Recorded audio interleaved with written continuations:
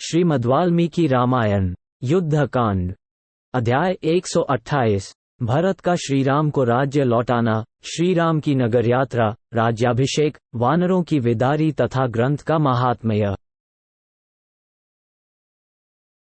तत्पश्चात कैकेयी नंदन भरत ने मस्तक पर अंजलि बांधकर अपने बड़े भाई सत्यपराक्रमी श्रीराम से कहा, आपने मेरी माता का सम्मान किया और यह राज्य मुझे दे दिया। जैसे आपने मुझे दिया उसी तरह मैं अब फिर आपको वापस दे रहा हूँ। अत्यंत बलवान बैल जिस बोझे को अकेला उठाता है उसे बछड़ा नहीं उठा सकता, उसी तरह मैं भी इस भारी भार को उठाने में असमर्थ हूँ। जैसे जल के महान वेग से टूटे या फटे हुए बांध को, जबकि उससे जल का प्रखर प्रवाह बह रहा हो, बांधना अत्यंत कठिन होता है, उसी प्रकार राज्य के खुले हुए छिद्र को ढक पाना मैं अपने लिए असंभव मानता हूँ। शत्रुघ्न वीर जैसे गधा घोड़े की और कौवा हंस की गति का अनुसरण नहीं कर सकता, उसी तरह मैं आपके मार्ग का, रक्षणीय रक्षण रूपी कौशल का अनुकरण नहीं कर सकता। महाबाहो नरेंद्र जैसे घर के भीतर के बगीचे में एक वृक्ष लगाया गया, वह जमा और जमकर बहुत बड़ा हो गया, इतना बड़ा कि उस पर चढ़ना कठिन हो रहा था। उसका तना बहुत बड़ा और मोटा था तथा उसमें बहुत सी शाखाएं थीं। उस वृक्ष में फूल लगे, किंतु वह अपने फल नहीं दिखा सका था। इसी दशा में टूटकर धराशायी हो गया। लगाने वालों ने जिन फलों के उद्देश्य से उस वृक्ष को लगाया था, उनका अनुभव वे नहीं कर सके। यही उपमा उस राजा के लिए भी हो सकती है, जिसे प्रजा ने अपनी रक्षा के लिए पाल पोस कर बड़ा किया और बड़े होने पर वह उनकी रक्षा से मुंह मोड़ने लगे। इस कथन के तात्पर्य को आप समझें। यदि भरता होकर भी आप हम भरित्यों का भरण पोषण नहीं करेंगे तो आप भी उस निष्फल वृक्ष के समान ही समझे जाएंगे। रघुनंदना, अब तो हमारी यही इच्छा है कि जगत के सब लोग आपका राज्याभिषेक देखें। मध्याह्न काल के सूर्य की भांति आपका तेज और प्रताप बढ़ता रहे। आप विविध वाद्यों की मधुर ध्वनि, कांची तथा नूपुरों की झंकार और गीत के मनोहर शब्द सुनकर सोएं और जागरें। जब तक नक्षत्र मंडल घूमता है और जब तक ये पृथ्वी स्थित है तब तक आप इस संसार के स्वामी बने रहें। भरत की यह बात सुनकर शत्रु नगरी पर विजय पाने वाले भगवान श्रीराम ने तथास्तु कहकर उसे मान लिया और वे एक सुंदर आसन पर विराजमान हुए। फिर शत्रुघ्न जी की आज्ञा से निपुण नाई बुलाए गए, जिनके हाथ हल्के और तेज चलने वाले थे। उन सब ने श्री रघुनाथ जी को घेर लिया। पहले भरत ने स्नान किया, फिर महाबली लक्ष्मण ने, तत्पश्चात वानर राज सुग्रीव और राक्षस राज विभीषण ने भी स्नान किया। तदनंतर जटा का शोधन करके श्रीराम ने स्नान किया, फिर विचित्र पुष्पमाला, सुंदर अनुलेपन और बहुमूल्य पीताम्बर धारण करके आभूषणों की शोभा से प्रकाशित होते हुए वे सिंहासन पर विराजमान हुए। इक्ष्वाकु कुल की कीर्ति बढ़ाने वाले शोभाशाली पराक्रमी वीर शत्रुघ्न ने श्रीराम और लक्ष्मण को श्रृंगार धारण कराया। उस समय राजा दशरथ की सभी मनस्विनी रानियों ने स्वयं अपने हाथों से सीता जी का मनोहर श्रृंगार किया। पुत्रवत्सला कौसल्या ने अत्यंत हर्ष और उत्साह के साथ बड़े यत्न से समस्त वानर पत्नियों का सुंदर श्रृंगार किया। तत्पश्चात शत्रुघ्न जी की आज्ञा से सारथी सुमंत्र जी एक सर्वांग सुंदर रथ जोतकर ले आए। अग्नि और सूर्य के समान देदीप्यमान उस दिव्य रथ को खड़ा देख शत्रुनगरी पर विजय पाने वाले महाबाहु श्रीराम उस पर आरूढ़ हुए। सुग्रीव और हनुमान जी दोनों देवराज इंद्र के समान कांतिमान थे।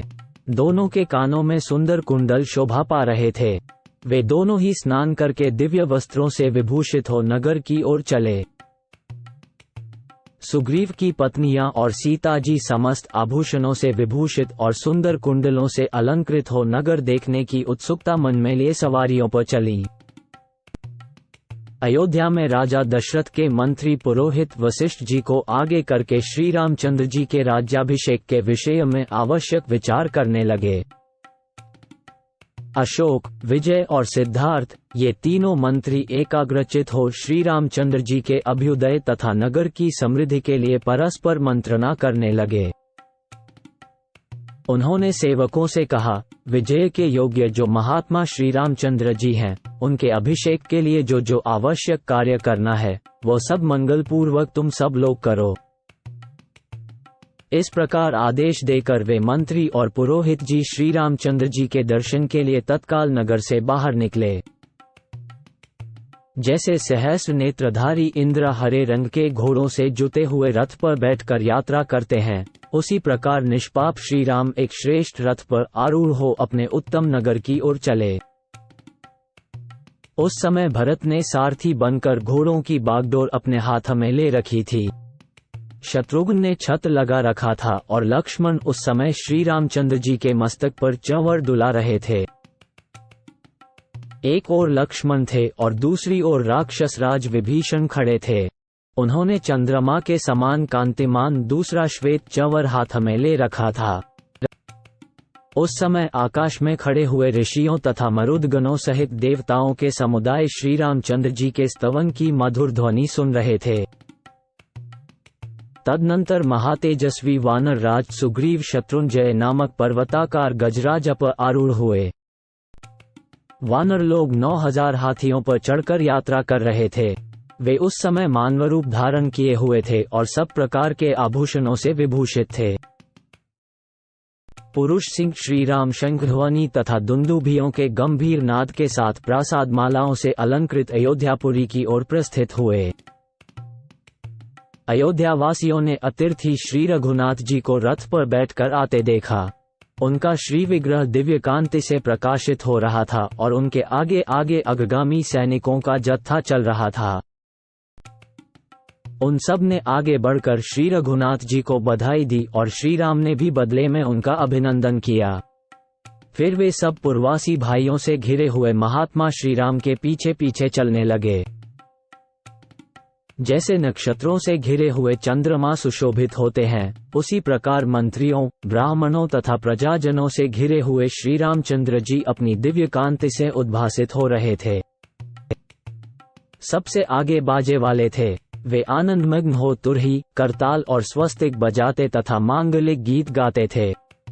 उन सब के साथ श्री रामचंद्र जी नगर की ओर बढ़ने लगे। श्री रामचंद्र जी के आगे अक्षत और सुवर्ण से युक्त पात्र, गौ, ब्राह्मण, कन्याएं तथा हाथ में मिठाई लिए अनेकानेक मनुष्य चल रहे थे। श्री रामचंद्र जी अपने मंत्रियों से सुग्रीव की मित्रता, हनुमान जी के प्रभाव तथा अन्य वानरों के अद्भुत पराक्रम की चर्चा करते जा रहे थे। वानरों के पुरुषार्थ और राक्षसों के बल की बातें सुनकर अयोध्यावासियों को बड़ा विस्मय हुआ। श्री राम ने विभीषण के मिलन का प्रसंग भी अपने मंत्रियों को बताया।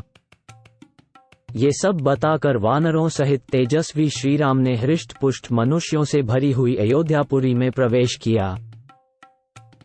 उस समय पूर्ववासियों ने अपने अपने घर पर लगी हुई पताकाएं ऊंची कर दी। फिर श्री रामचंद्र जी इक्ष्वाकुवंशी राजाओं के उपयोग में आए हुए पिताक रमणीय भवन में गए। उस समय रघुकुल नंदन राजकुमार श्री राम ने महात्मा पिताजी के भवन में प्रवेश करके माता कौशल्या, सुमित्रा और कैकेयी के चरणों में मस्तक झुकाकर धर्मात्माओं में श्रेष्ठ भरत से अर्थयुक्त मधुर वाणी में कहा, भरत, मेरा जो अशोकवाटिका से घिरा हुआ मुक्ता एवं वैदूर्य मणियों से जटित विशाल भवन है, वह सुग्रीव को दे दो। उनकी आज्ञा सुनकर सत्य पराक्रमी भरत ने सुग्रीव का हाथ पकड़कर उस भवन में प्रवेश किया। फिर शत्रुघ्न जी की आज्ञा से अनेकानेक सेवक उसमें तिल के तेल से जलने वाले बहुत से दीपक, पलंग और बिछौने लेकर शीघ्र ही गए। तत्पश्चात महातेजस्वी भरत ने सुग्रीव से कहा, प्रभो, भगवान श्री राम के अभिषेक के निमित्त जल लाने के लिए आप अपने दूतों को आज्ञा दीजिए। तब सुग्रीव ने उसी समय 4 श्रेष्ठ वानरों को सब प्रकार के रत्नों से विभूषित 4 सोने के घड़े देकर कहा, वानरों, तुम लोग कल प्रातः काल ही चारों समुद्रों के जल से भरे हुए घड़ों के साथ उपस्थित रहकर आवश्यक आदेश की प्रतीक्षा करो। सुग्रीव के इस प्रकार आदेश देने पर हाथी के समान विशालकाय महामनस्वी वानर, जो गरुड़ के समान शीघ्रगामी थे, तत्काल आकाश में उड़ चले। जाम्बवान, हनुमान, वेगदर्शी, गवे और ऋषभ, ये सभी वानर चारों समुद्रों से और 500 नदियों से भी सोने के बहुत से कलश भर लाए। जिनके पास रीछों की बहुत सी सुंदर सेना है, वे शक्तिशाली जाम्बवान संपूर्ण रत्नों से विभूषित सुवर्णमय कलश लेकर गए और उसमें पूर्व समुद्र का जल भरकर ले आए। ऋषभ दक्षिण समुद्र से शीघ्र ही एक सोने का घड़ा भर लाए। वह लाल चंदन और कपूर से ढका हुआ था। वायु के समान वेगशाली गवे एक रत्न निर्मित विशाल कलश के द्वारा पश्चिम दिशा के महासागर से शीतल जल भर लाए। गरुड़ तथा वायु के समान तीव्र गति से चलने वाले धर्मात्मा सर्वगुण संपन्न पवनपुत्र हनुमान जी भी उत्तरवर्ती महासागर से शीघ्र जल ले आए। उन श्रेष्ठ वानरों के द्वारा लाए हुए उस जल को देखकर मंत्रियों सहित शत्रुघ्न ने वह सारा जल श्रीराम जी के अभिषेक के लिए पुरोहित वशिष्ठ जी तथा अन्य सुहृदों को समर्पित कर दिया। तदनंतर ब्राह्मणों सहित शुद्ध चेता वृद्ध वशिष्ठ जी ने सीता सहित श्रीरामचंद्र जी को रत्नमयी चौकी पर बैठाया। तत्पश्चात जैसे 8 वसुओं ने देवराज इंद्र का अभिषेक कराया था, उसी प्रकार वशिष्ठ, वामदेव, जाबाली, काश्यप, कात्यायन, सुयज्ञ, गौतम और विजय, इन 8 मंत्रियों ने स्वच्छ एवं सुगंधित जल के द्वारा सीता सहित पुरुष प्रवर श्री रामचंद्र जी का अभिषेक कराया। किनके द्वारा कराया, ये बताते हैं। सबसे पहले उन्होंने संपूर्ण औषधियों के रसों तथा पूर्वोक्त जल से ऋत्विज ब्राह्मणों द्वारा, फिर 16 कन्याओं द्वारा, तत्पश्चात मंत्रियों द्वारा अभिषेक करवाया। इसके बाद अन्यान्य योद्धाओं और हर्ष से भरे हुए श्रेष्ठ व्यवसायियों को भी अभिषेक का अवसर दिया। उस समय आकाश में खड़े हुए समस्त देवताओं और एकत्र हुए चारों लोकपालों ने भी भगवान श्रीराम का अभिषेक किया। तदनंतर ब्रह्मा जी का बनाया हुआ रत्न शोभित एवं दिव्य तेज से देदीप्यमान किरीट, जिसके द्वारा पहले पहल मनु जी का और फिर क्रमशः उनके सभी वंशधर राजाओं का अभिषेक हुआ था, भांति भांति के रत्नों से चित्रित, सुवर्ण निर्मित एवं महान वैभव से शोभायमान सभा भवन में अनेक रत्नों से बनी हुई चौकी पर विधिपूर्वक रखा गया। फिर महात्मा वशिष्ठ जी ने अन्य ऋत्विज ब्राह्मणों के साथ उस किरीट से और अन्यान्य आभूषणों से भी श्री रघुनाथ जी को विभूषित किया। 64-67 उस समय शत्रुघ्न जी ने उन पर सुंदर श्वेत रंग का छत्र लगाया। एक ओर वानर राज सुग्रीव ने श्वेत चंवर हाथ में लिया तो दूसरी ओर राक्षस राज विभीषण ने चंद्रमा के समान चमकीला चंवर लेकर डुलाना आरंभ किया।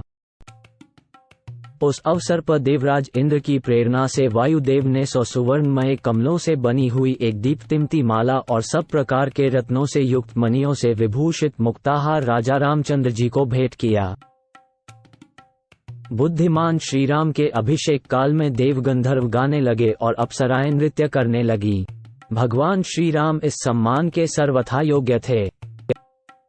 श्री रघुनाथ जी के राज्याभिषेकोत्सव के समय पृथ्वी खेती से हरी भरी हो गई, वृक्षों में फल आ गए और फूलों में सुगंध छा गई। महाराज श्रीराम ने उस समय पहले ब्राह्मणों को 1 लाख घोड़े, उतनी ही दूध देने वाली गौएं तथा 100 सांड दान किए। यही नहीं, श्री रघुनाथ जी ने 30 करोड़ अशर्फियां तथा नाना प्रकार के बहुमूल्य आभूषण और वस्त्र भी ब्राह्मणों को बांटे। तत्पश्चात राजा श्रीराम ने अपने मित्र सुग्रीव को सोने की एक दिव्य माला भेंट की, जो सूर्य की किरणों के समान प्रकाशित हो रही थी। उसमें बहुत सी मणियों का संयोग था। इसके बाद धैर्यशाली श्री रघुवीर ने प्रसन्न हो वालिपुत्र अंगद को 2 अंगद बाजूबंद भेंट किए, जो नीलम से जटित होने के कारण विचित्र दिखाई देते थे। वे चंद्रमा की किरणों से विभूषित से जान पड़ते थे।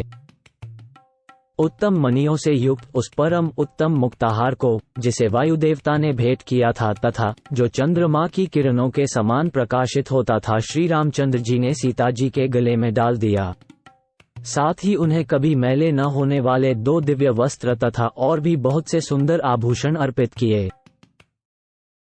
विदेह नंदिनी सीता ने पति की ओर देखकर वायुपुत्र हनुमान को कुछ भेंट देने का विचार किया। वे जनक नंदिनी अपने गले से उस मुक्ताहार को निकालकर बारंबार समस्त वानरों तथा पति की ओर देखने लगी। उनकी उस चेष्टा को समझकर श्री रामचंद्र जी ने जानकी जी की ओर देखकर कहा, सौभाग्यशालिनी भामिनी, तुम जिस पर संतुष्ट हो उसे ये हार दे दो। तब कजरारे नेत्रों वाली माता सीता ने वायुपुत्र हनुमान को, जिनमें तेज, धृति, यश, चतुरता, शक्ति, विनय, नीति, पुरुषार्थ, पराक्रम और उत्तम बुद्धि, ये सद्गुण सदा विद्यमान रहते हैं, वो हार दे दिया। उस हार से कपिश्रेष्ठ हनुमान उसी तरह शोभा पाने लगे जैसे चंद्रमा की किरणों के समूह सदृश श्वेत बादलों की माला से कोई पर्वत सुशोभित हो रहा हो। इसी प्रकार जो प्रधान एवं श्रेष्ठ वानर थे, उन सब का वस्त्रों और आभूषणों द्वारा यथायोग्य सत्कार किया गया। अनायासी महान कर्म करने वाले श्रीराम ने विभीषण, सुग्रीव, हनुमान तथा जाम्बवान आदि सभी श्रेष्ठ वानर वीरों का मनोवांछित वस्तुओं एवं प्रचुर रत्नों द्वारा यथायोग्य सत्कार किया। वे सब के सब प्रसन्नचित होकर जैसे आए थे, उसी तरह अपने अपने स्थानों को चले गए। तत्पश्चात शत्रुओं को संताप देने वाले राजा श्री रघुनाथ जी ने द्विविध, मैंद और नील की ओर देखकर उन सबको मनोवांछापूरक गुणों से युक्त सब प्रकार के उत्तम रत्न आदि भेंट किए। इस प्रकार भगवान श्रीराम का राज्याभिषेक देखकर सभी महामनस्वी श्रेष्ठ वानर महाराज श्रीराम से विदा ले किष्किंधा को चले गए।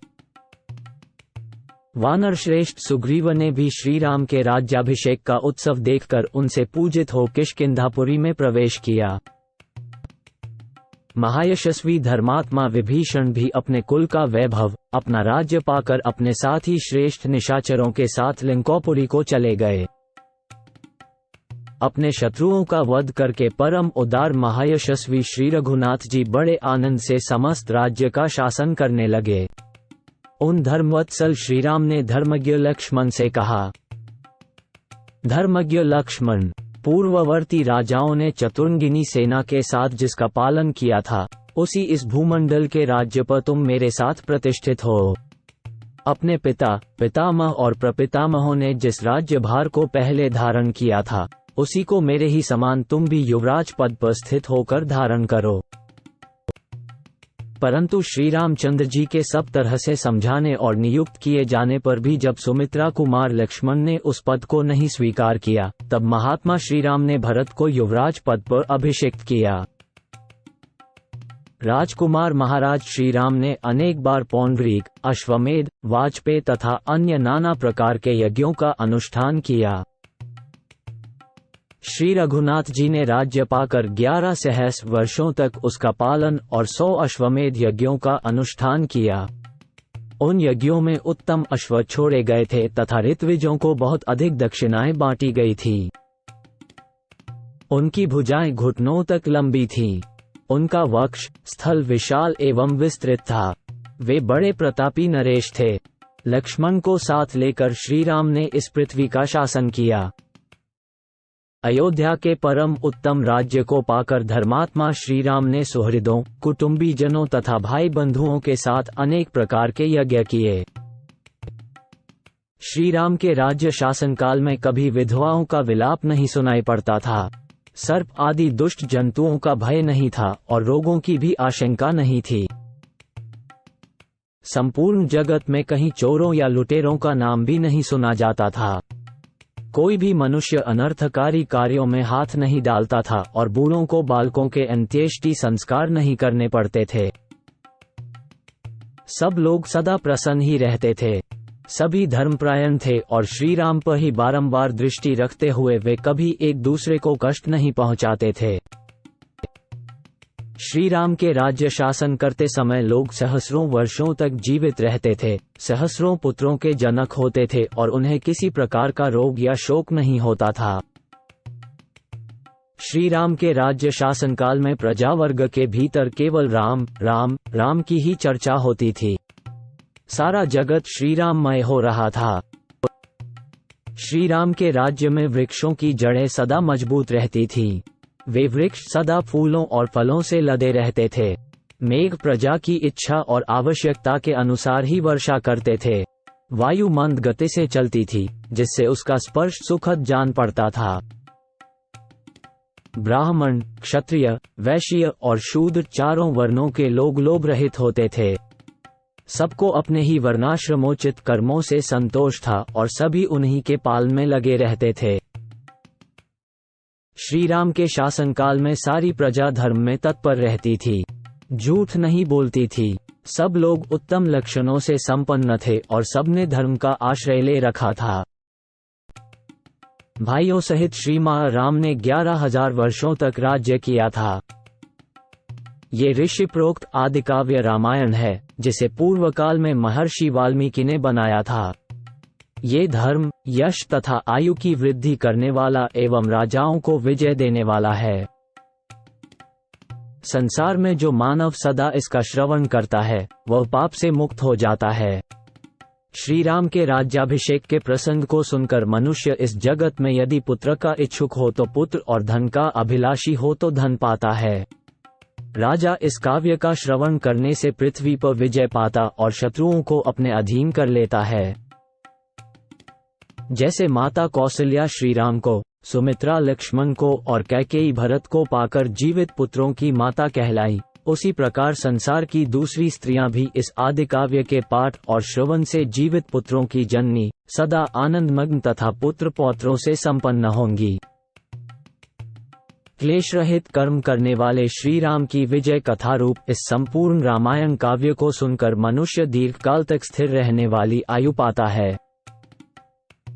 पूर्व काल में महर्षि वाल्मीकि ने जिसकी रचना की थी, वही यह आदिकाव्य है। जो क्रोध को जीतकर श्रद्धा पूर्वक इसे सुनता है, वह बड़े बड़े संकटों से पार हो जाता है। जो लोग पूर्व काल में महर्षि वाल्मीकि द्वारा निर्मित इस काव्य को सुनते हैं, वे परदेश से लौटकर अपने भाई बंधुओं के साथ मिलते और आनंद का अनुभव करते हैं।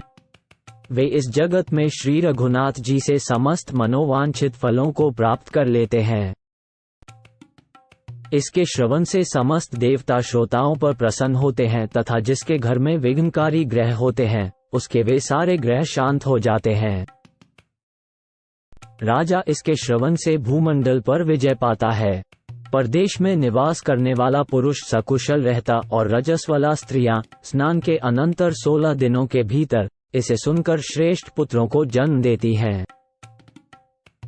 जो इस प्राचीन इतिहास का पूजन और पाठ करता है, वह सब पापों से मुक्त होता और बड़ी आयु पाता है। क्षत्रियों को चाहिए कि वे प्रतिदिन मस्तक झुकाकर प्रणाम करके ब्राह्मण के मुख से इस ग्रंथ का श्रवण करें। इससे उन्हें ऐश्वर्य और पुत्र की प्राप्ति होगी, इसमें संशय नहीं है। जो नित्य इस संपूर्ण रामायण का श्रवण एवं पाठ करता है, उस पर सनातन विष्णु स्वरूप भगवान श्री राम सदा प्रसन्न रहते हैं। साक्षात आदिदेव महाबाहु पापहारी प्रभु नारायण ही रघुकुल तिलक श्री राम है तथा भगवान शेष ही लक्ष्मण कहलाते हैं। लव कुश कहते हैं, श्रोताओं, आप लोगों का कल्याण हो। ये पूर्व घटित आख्यान ही इस प्रकार रामायण काव्य के रूप में वर्णित हुआ है। आप लोग पूर्ण विश्वास के साथ इसका पाठ करें, इससे आपके वैष्णव बल की वृद्धि होगी। रामायण को हृदय में धारण करने और सुनने से सब देवता संतुष्ट होते हैं। इसके श्रवण से पितरों को भी सदा तृप्ति मिलती है। जो लोग श्री रामचंद्र जी में भक्तिभाव रखकर महर्षि वाल्मीकि निर्मित इस रामायण संहिता को लिखते हैं, उनका स्वर्ग में निवास होता है। इस शुभ और गंभीर अर्थ से युक्त काव्य को सुनकर मनुष्य के कुटुंब और धन धान्य की वृद्धि होती है। उसे श्रेष्ठ गुण वाली सुंदरी स्त्रियां सुलभ होती हैं तथा इस भूतल पर वह अपने सारे मनोरथों को प्राप्त कर लेता है। ये काव्य आयु, आरोग्य, यश तथा भ्रातृप्रेम को बढ़ाने वाला है। यह उत्तम बुद्धि प्रदान करने वाला और मंगलकारी है। अतः समृद्धि की इच्छा रखने वाले सत्पुरुषों को इस उत्साहवर्धक इतिहास का नियम पूर्वक श्रवण करना चाहिए।